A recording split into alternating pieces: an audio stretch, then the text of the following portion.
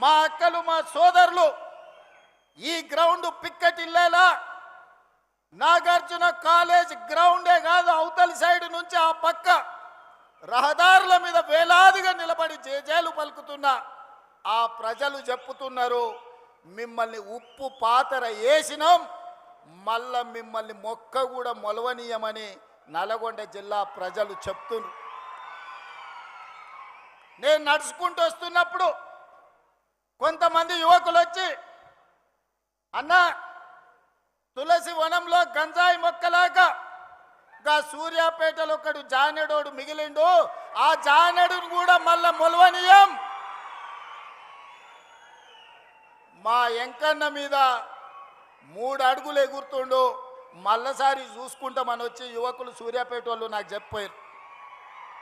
అందుకే మిత్రులారా, ఇవాళ చాలామంది మాట్లాడుతున్నారు, అధికారం కోల్పోయిన అక్కస్తో కడుపు నిండా విషం పెట్టుకొని మూసీలో ఉన్న కాలుష్యానికంటే వీళ్ళ కడుపులో ఉన్న కంపు అంతకంటే ఎక్కువైంది.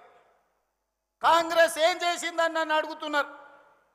రేవంత్ రెడ్డి 2.5 ఏళ్లలో ఏమి తెచ్చిండు అని అడుగుతున్నారు. నేను ఇవాళ సూటిగా ఈ వేదిక మీద నుంచి మీడియా మిత్రుల సమక్షంలో నేను ఒక్క మాట చెప్పదలుచుకున్నా. ఎప్పుడు అడిగినా ప్రత్యేక శాసనసభ సమావేశాలను మా కౌన్సిల్ని సుఖేందర్ రెడ్డి గారు స్పీకర్ గారి అనుమతి తీసుకొని సమావేశాన్ని ఏర్పాటు చేస్తాం. 10 సంవత్సరాల బీఆర్ఎస్ పాలన, 12 సంవత్సరాల బీజేపీ పాలన, 2.5 సంవత్సరాల మా పాలన, మీ 2014, 2018 ఎన్నికల మేనిఫెస్టో, బీజేపీ 14, 19, 24 ఎన్నికల మేనిఫెస్టో మీద ప్రత్యేక సమావేశాలలో చర్చ చేద్దాం. మీరు సిద్ధంగా ఉన్నారా? మీరు లెటరు రాయండి స్పీకర్ గారికి, కౌన్సిల్ చైర్మన్ గారికి. ప్రభుత్వం తరఫున నేను విజ్ఞప్తి చేసి మీరు అడిగినన్ని రోజులు సభ సమావేశాలను నిర్వహిస్తా, అక్కడే తేల్చుదాం ఎవరు ఏం చేసిండ్రో తెలంగాణ కోసం. తెలంగాణ రాష్ట్ర ఏర్పాటు నుంచి తెలంగాణ రాష్ట్ర కోసం చేసుకున్న ఆత్మ బలిదానాల వరకు ఏ విషయమైనా ప్రత్యేకంగా చర్చ చేద్దామని నేను ఈ సందర్భంగా సవాలు విసురుతున్నా.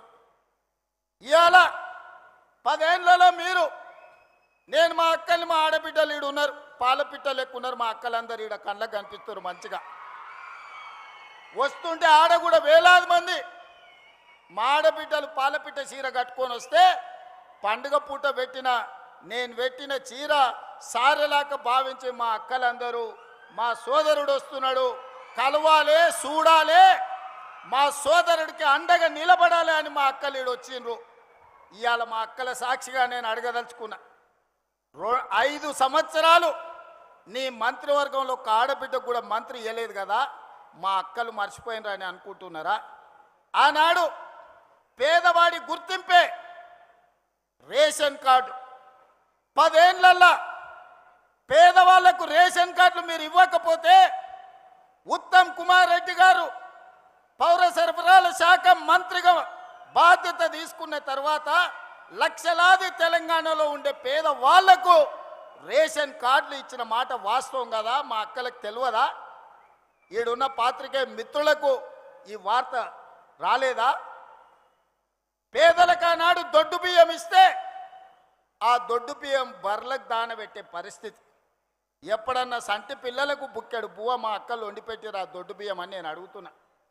అందుకే మేము ఆలోచన చేసి మా ఉప ముఖ్యమంత్రి గారితో మాట్లాడి ఆర్థికంగా కొంత భారమైన పేదవాడి కడుపు నింపితే వాళ్ళు సంతోషంతో ఇచ్చే ఆశీర్వాదం 1000 ఏళ్ళు మనకు అండగా నిలబడుతుంది, చరిత్రలో మనం నిలిచిపోతామని మాట్లాడి సంవత్సరానికి 16,000 కోట్ల రూపాయలతోని 3,28,00,000 పేదలకు 6 కిలోల చొప్పున ఇవాళ సన్న బియ్యం ఇస్తున్న మాట వాస్తవం కాదా? మా అక్కలు ఇక్కడ ఉన్నారు కదా, వాళ్ళు వండి సంటి పిల్లలకు బుక్కెడు పువ్వ సన్న బియ్యం పెడుతున్న మాట వాస్తవం కాదా? ఇవాళ ఫామ్ హౌస్లో వండుకున్న కేసీఆర్ ఏ సన్న బియ్యం తింటుండో, జన్వాడలో ఉన్న ఆయన కొడుకు ఏ సన్న బియ్యం తింటుండో, మా తండాలలో గూడాలలో ఉన్న మా దళితులు, మా ఆదివాసీలు, మా లంబాడి సోదరులు ఆ సన్నబియ్యంతో ఇవాళ బుక్కెడు బువ్వ తింటూరు కదా. ఒకవేళ ఏదైనా వాళ్ళ తండ్రి కొడుకులకు అనుమానం ఉంటే మా శంకర్ నాయక్ ఈయనే ఉన్నాడు చెప్తా, ఓ తండాల పోయి ఏదైనా గుడిసెల వాళ్ళ మా లంబాడి సోదరుల దగ్గర బువ్వ తిని వస్తే తెలుస్తుంది సన్నబియ్యం. ఇదేనా?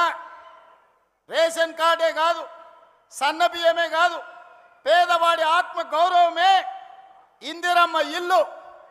ఈనాడు 4.5 లక్షల ఇందిరమ్మ ఇల్లు పేదవాళ్ళకిచ్చి ప్రతి నియోజకవర్గంలో 3,500 ఇల్లు వచ్చిన వాడికి 5 లక్షల రూపాయలు ఉచితంగా ఇస్తే ఈనాడు పేదలు ఇల్లు కట్టుకుంటుంటే మీ కళ్ళు గుట్టి ఈరోజు మీ కడుపంతా మసిమసి అవుతుంది.